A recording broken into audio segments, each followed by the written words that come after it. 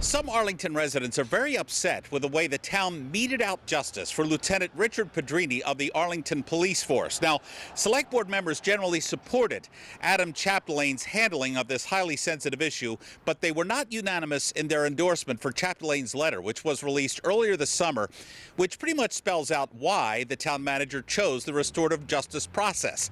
We'll be hearing from the town manager in just a moment, but first, some highly charged emotions from that select board meeting of September the 9th, right here at Town Hall. Further, I'd like to see the town do 5 things. Provide transparency on the already used restorative justice process with involving a third-party legal counsel who can articulate what the town's options were at the time and are currently, and to conclusively advise the community of Arlington whether or not termination is or was an option for Lieutenant Pedrini, because we feel that there is some question about the logic and the rationale we can't discuss termination. You're really going far afield. And well, just please be respectful of the process. Second, to provide clarification on why the Select Board originally chose not to get involved in this personnel issue, but is now voting on endorsing a town manager letter without further engagement with the public stakeholders. And also, please be mindful of, it's okay? I was going to ask a question. No, it's not a back and forth. You get to make 3 minutes and that's it. Please be mindful of, we went through this about 15 years ago, where citizens, what I think you're attempting to do, and it harmed this town and divided it. It took us like 10 years to get back, and nobody won. Oh, please sit down. Please sit down.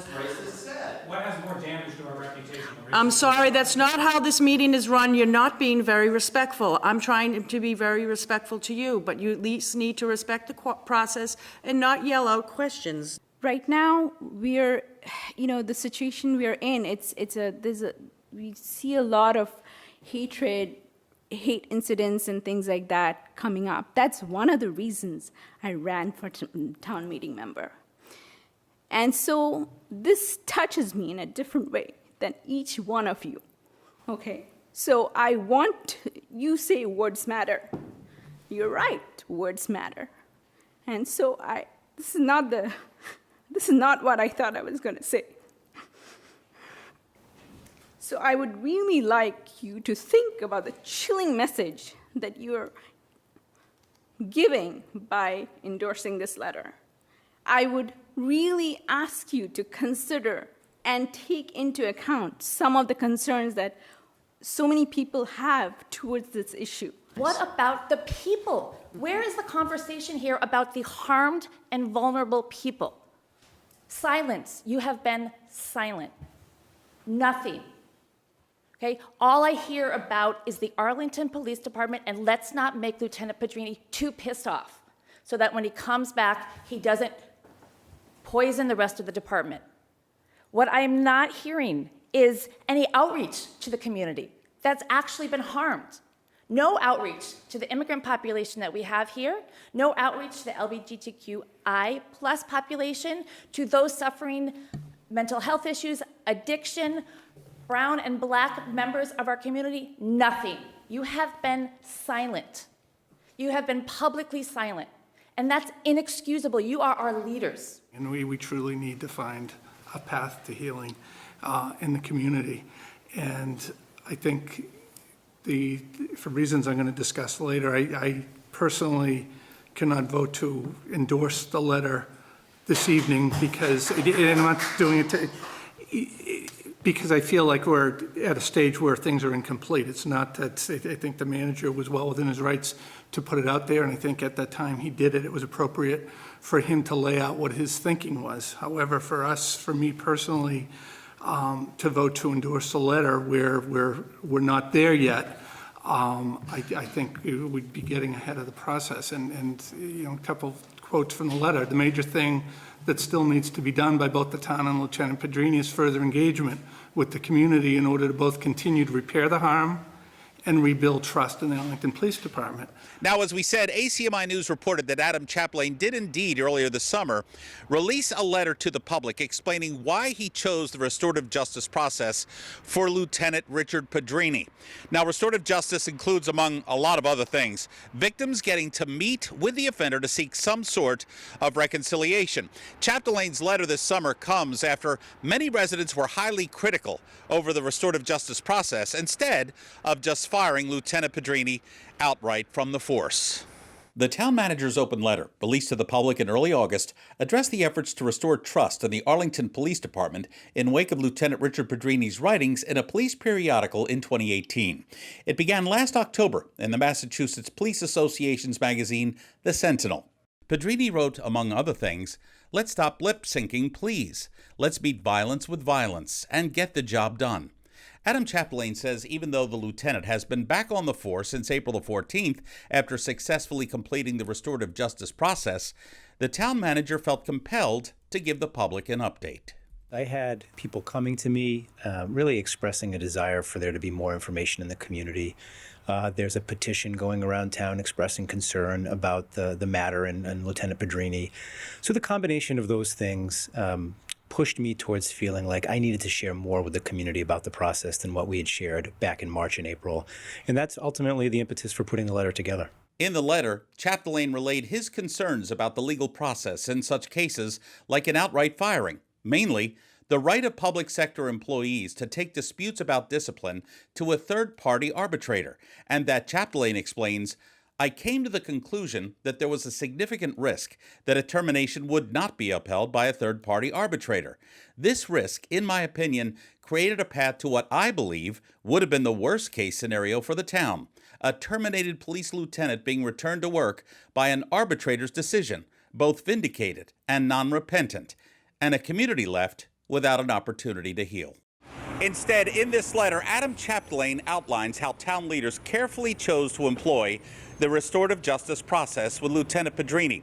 Chapdelaine says it was a chance for him to tackle this very sensitive issue head on, requiring Lieutenant Pedrini to face those representatives of those communities who he harmed with his words. It would also open up a broader dialogue about race and policing as a whole. It would certainly be a novel use of the restorative justice process.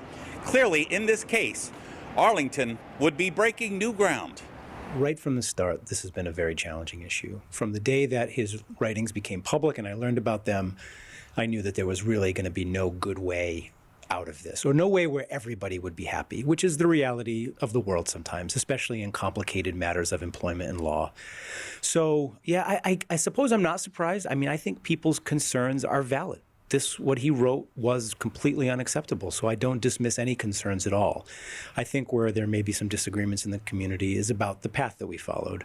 Chapdelaine tells me that the town chose a restorative justice process that was well thought out. He readily admits it's not perfect, but given the extraordinary circumstances surrounding this particular case, this was the best path to take for this town to get through this ugly period.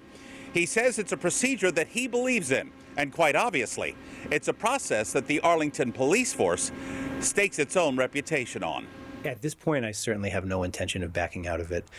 We went through the process. Lieutenant Pedrini served, his time, so to speak, as part of the restorative agreement.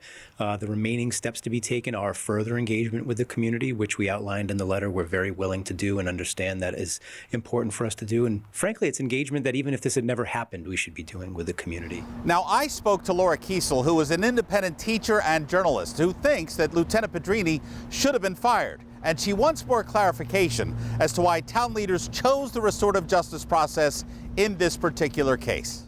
I just want to clarify, they continue to say that that's closed, but what we have asked is at least that we get some clarification as to why that's closed, because the thing about restorative justice is it's supposed to be an ongoing process, and if the person didn't follow through with the tenets of that restorative justice, meaning they did not show remorse or take true accountability, if it was not done in a way that upheld restorative justice, that it should be an ongoing thing and revisited. So I know some of us feel, and I'm speaking mostly for myself, not like everyone who's done the petition or spoke at the select board meeting, that the restorative justice wasn't done in the spirit with which it should have been done. It did not include all the harmed populations. Well, I guess I would generally disagree with that assertion. I feel as though the letter that was issued laid out quite clearly and somewhat in length the thought process that I and others had about pursuing the restorative justice process.